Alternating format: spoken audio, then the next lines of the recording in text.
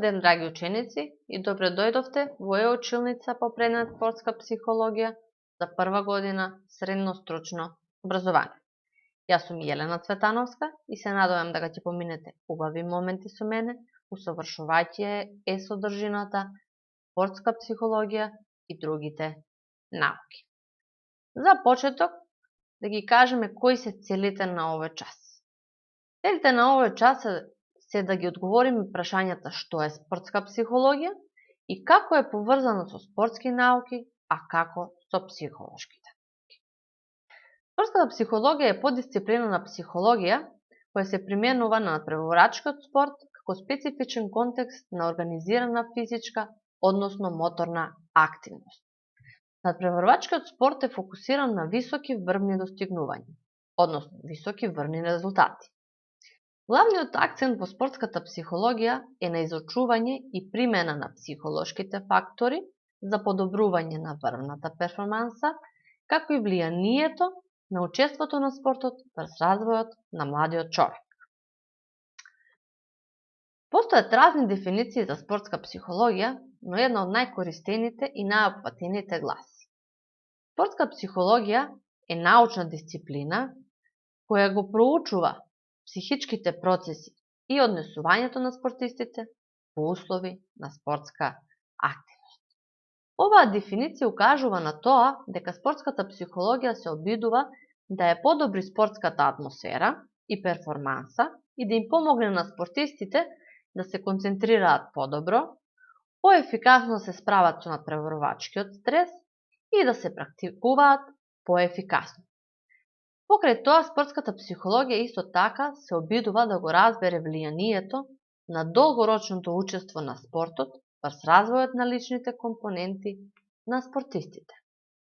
Терминот спорт се користи како термин за чадор кој вклучува разни видови на спорт, вежбање и други физички активни извршувања, како што се компетитивниот, односно врвниот спорт, рекреативниот спорт, спорт во образование и така натаму.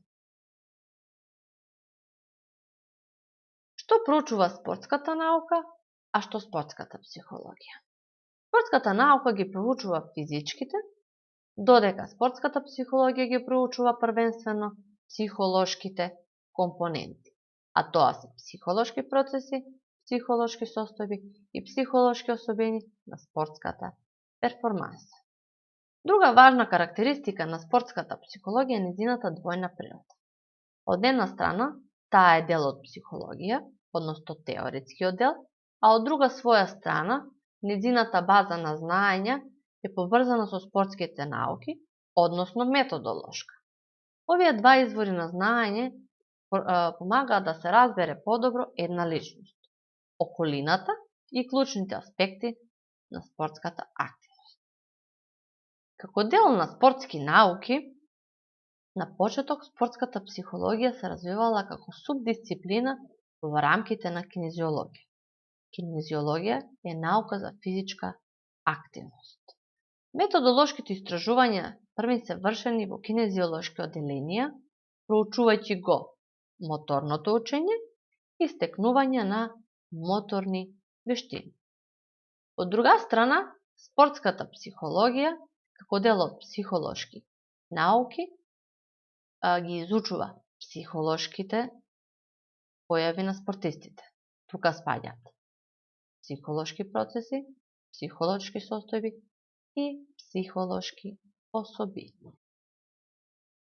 Спортската психологија, иако денеска како самостојна наука, сепак таа своји извори на теоретско и апликативно знаење ги црпе од неколку науки.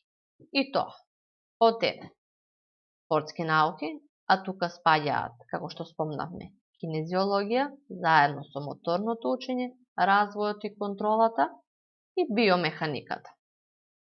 Од два, психологијата, особено социјално-когнитивен психолошки модел. Од три, медицински, социјални и здравствени науки. И по 4, методологија, статистички методи и статистичко мерење. Да заклучиме. Што е спортска психологија? Рековме дека спортска психологија е научна дисциплина која ги проучува психичките појави и однесувањето на спортистите во услови на спортска активност. Како е поврзано со спортските науки, а како со психолошките науки? Со спортските науки преку науката кинезиологија и методолошки истражувања, а со психолошките преку психичките појави на личноста на спортистот. Благодарам за вниманието, имајте среќно и успешно учење, до следно видување